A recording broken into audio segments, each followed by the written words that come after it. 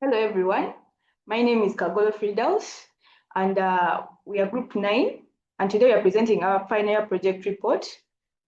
We named it the Maki Legacy Academy, which is an interactive learning platform for teaching Python programming using it's block-based Python programming to children under the age of 12, between 6 and 12 years.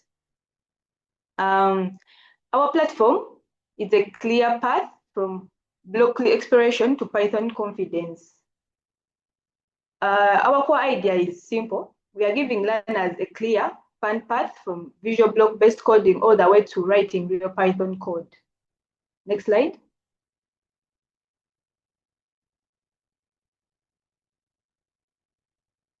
Yeah, so our presentation roadmap, we're going to start with the context, which is why early programming education matters. Then we shall walk through the research, the platform itself, and finally the validation results. Next slide.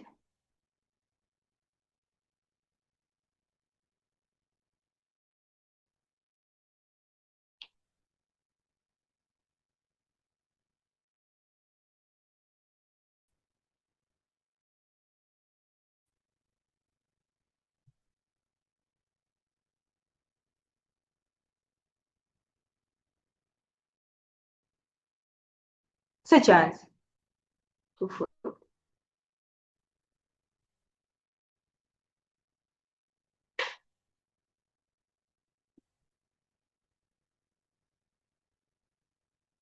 All right, let's introduce what Maki Legacy Academy is. So Maki Legacy Academy was built around one key question: how do we make programming accessible to a child in Uganda who has never seen code before? The platform combines age-appropriate methods, block-based coding, and a smooth transition to Python. So it's also aligning with the academic standards of our country, and the goal is to make coding feel fun and relevant and not intimidating. So our platform is a innovative, academic, and practical solution.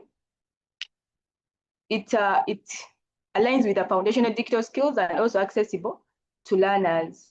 Next slide.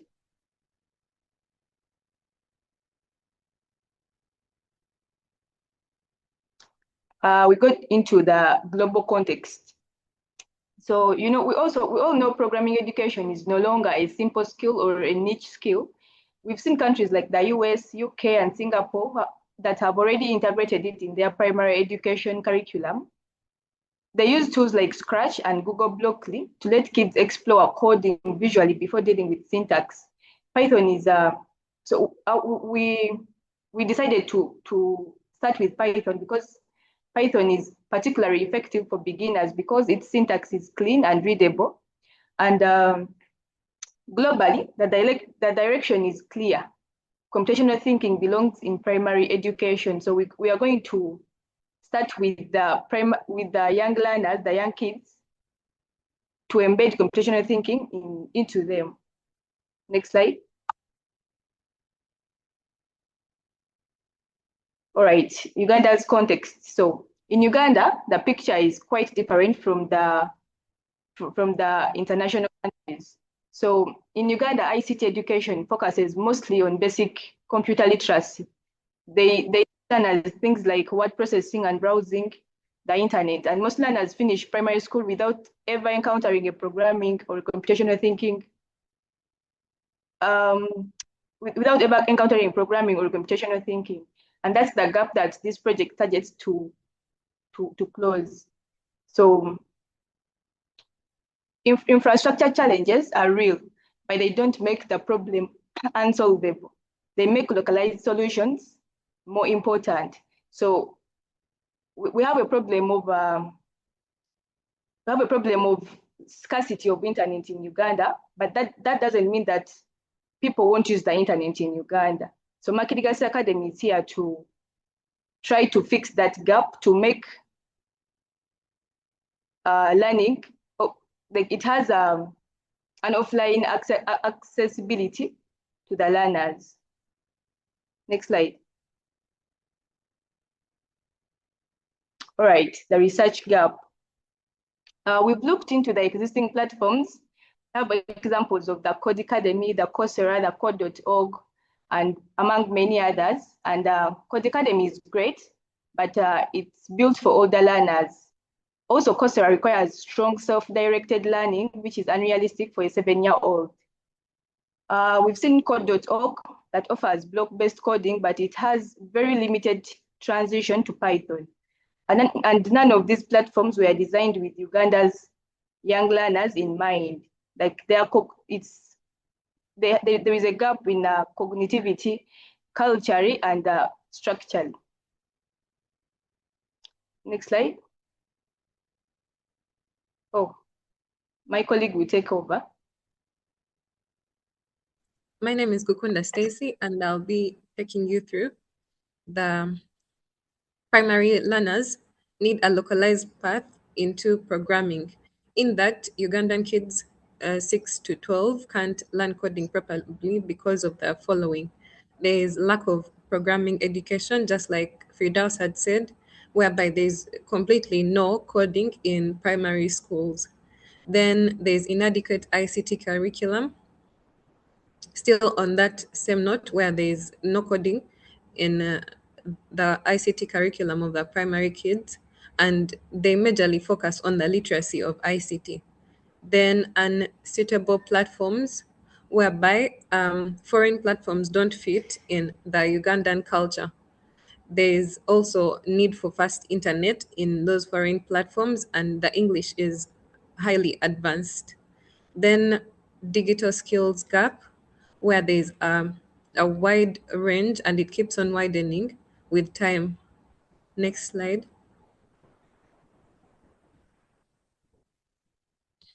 Uh, so our goal or our objective of this whole Maki legacy is to build a localized coding platform for Ugandan kids, as Ridas had said. And then it bases on research phases where there's assessment, a need for assessment, system design, implementation, and also evaluation. Then it also focuses, there's an education and technical focus, whereby we combine the technical functionality with the way we teach the kids in school. Next slide. So the four objectives that we have that guide our platform into the discovery and onto the evaluation is we have to first identify the education gaps, whereby we research what's missing in the schools and we incorporate it in this platform. Then we design the infrastructure framework, whereby we come up with age appropriate lessons using the Google Blockly and simplified Python. Then we also build a prototype, which helps to develop the actual app. The whole essence of a prototype is to first go into the field, and then we can come up with evaluation and results onto getting the final result. Then we go on to evaluate how we test the kids and actually learn from them how to better the platform or how to adjust it with time. Then the next slide, we have mixed methods, where in the mixed methods approach, we combine the qualitative and quantitative methods. This is where we have stuff like interviews paired with surveys and test results. Then the quantitative techniques we have are interviews, observations. These capture what the kids or the teachers feel or say. For example, the voice instructions were too fast or the voice instructions were too slow, then we can adjust. Then the quantitative measures, this is where we come up with the test results and they capture numbers. For example, 90% completed the lesson 1 in 12 minutes.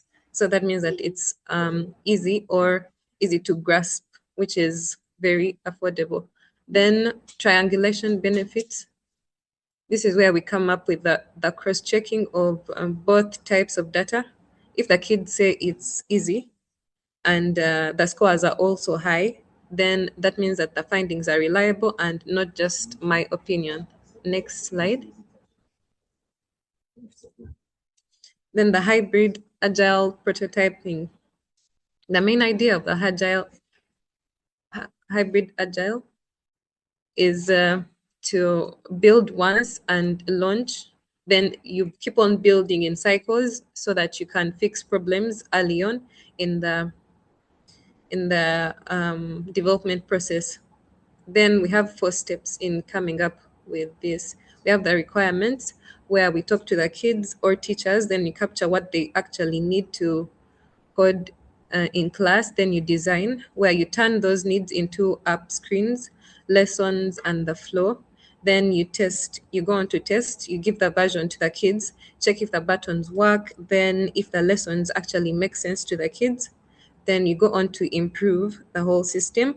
You take their feedback, then you fix the bugs, then you also work on those confusing parts. Then you go on back to step 1 on the requirements. You keep on repeating till you come up with a final project platform. That's all I had. On to the next.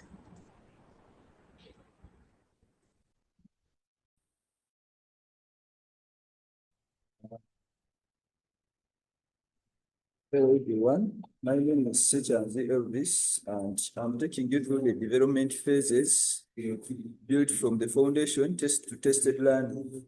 One, we have the foundation of authentication.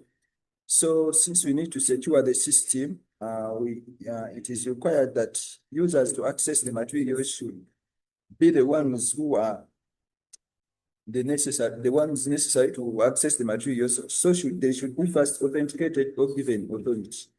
One, to embed the block learning mode. This is a visual programming mode for early learners to make the Python topics reliable and easy for them to interpret using the blockly game. Then the Python learning mode, basically after learners grasping through blockly, they are advanced to Python learning so that they can write their own code and see the results. Then role-based dashboards here, we embed dashboards and where teachers have their own dashboards to control the learners and the study materials, the admin dashboard and the learner dashboards. Then you have notifications and testing. The system should be able to give out notifications to users. So the stack that supports responsive learning, secure data and offline use. For front end, we are using React and Vite to create fast, responsive, efficient user interfaces. And for backend, we are using Supabase due to its simplicity with Postgres SQL. The learning materials, we have Google Blockly that will enable early learners, the young ones, to learn more easily and love what they are doing. We have the Monaco editor that will be used for writing Python code, among others. Then for offline communication, we are using Workbox that supports offline functionality in case one is in an area with low internet. The platform serves learners, teachers, and administrators, where learners will access their dashboard and will be able to use Blockly Lab, Python lesson, and they will also be able to track their progress and also view their achievements from what they are doing. Then the teachers will manage the learners and approve the submitted content. Then we will later monitor student performance and also print results. And the administrators will oversee the users and view the audit logs on the platform. Performance testing. After coming up with the system, we did performance testing where we did the initial load test, and our target was 3 seconds, and what we gained was 2.4 seconds, which is good for us. Then the block reload, our target was 2 seconds, and the result was 1.7 seconds. Then the offline execution, our target was also 30 seconds, and we managed to get 2.1 seconds.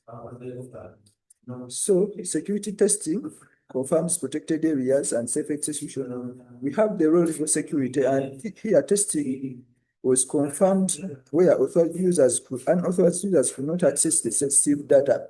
This will enable confidentiality of data since we take their bioinformation and which is confidential.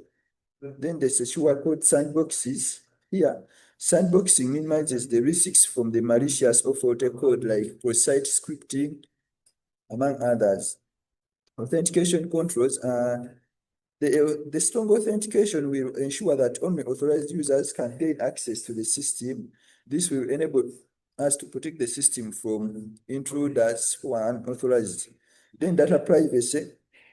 For privacy is kept throughout the system to ensure confidentiality of users' confidential data such as biodata, the date of birth, among others. So that's my next colleague take on.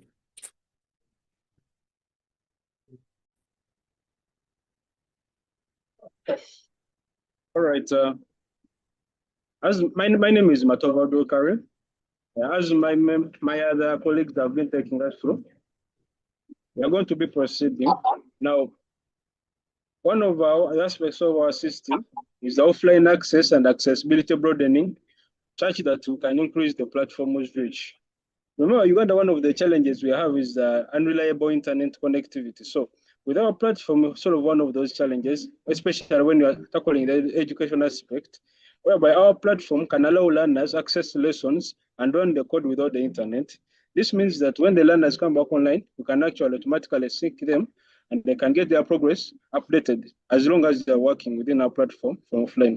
So accessibility compliance, due to the design and how we designed our program, the user experience we curated is that we created an interface which is easily accessible and understandable by the children, such that the parent doesn't have to explain how the interface works, so the kid to learn with our platform. Next slide, please.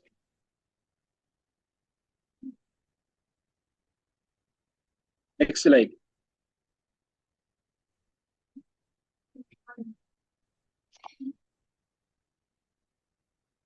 Now, usability evaluation supports the Blockly to Python progression because we didn't abruptly come up with a suggestion to use Blockly.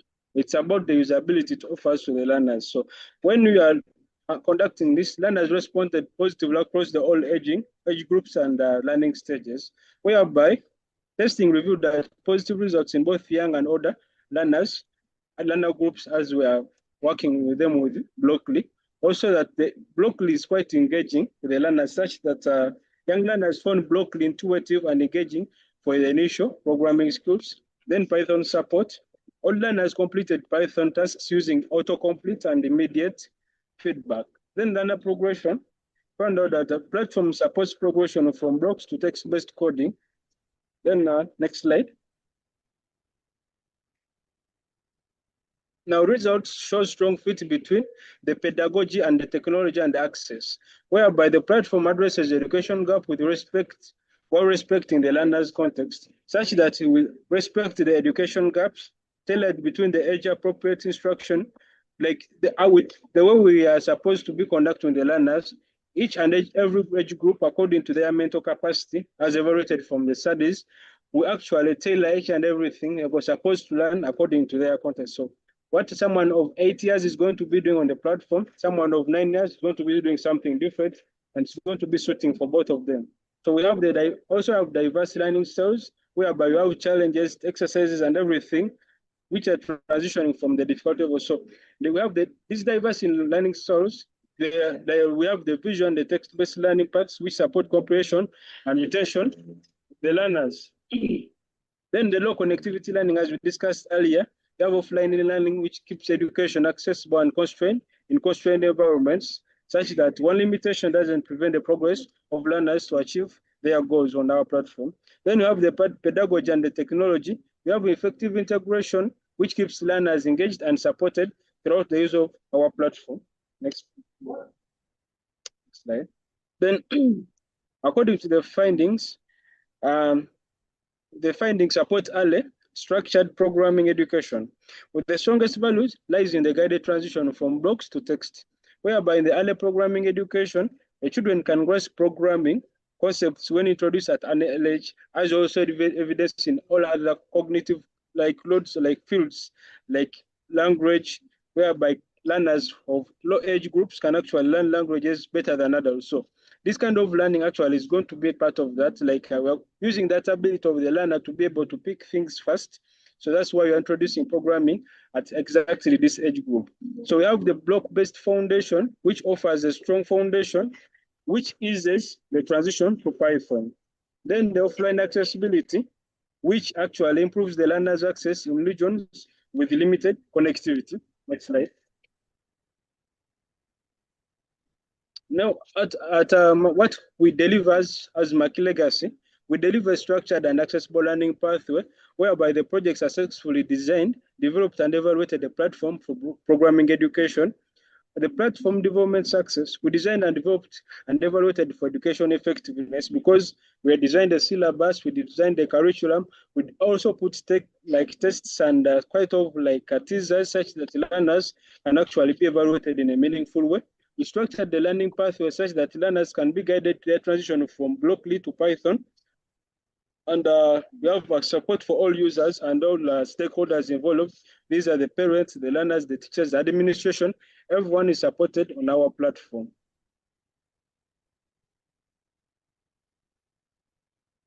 Now, future work should scale beyond future work should scale beyond deployment and deepen personalization. And like in our next phase, after what we have done, actually, we're going to deploy our platform in more schools and larger scale evaluation, such that you can gather more feedback and actually improve and tailor it for the specific communities. Then content expansion. Right now, since it's it's a brief idea, we only dealt with Python, but we may find out that we may need to expand it to support JavaScript, support C Sharp and everything. Then gamification enhancement, adding more gamification tools, like adding more gamification models like badges and everything, such that you can actually increase its appealing to the young learners. Then AI-powered assistance, which we can personalize education and experience. Let's say introducing AI teachers, introducing AI evaluation, AI feedback, AI recommendation to the students, learners, even now, as the people who are running this platform. Thank you, please.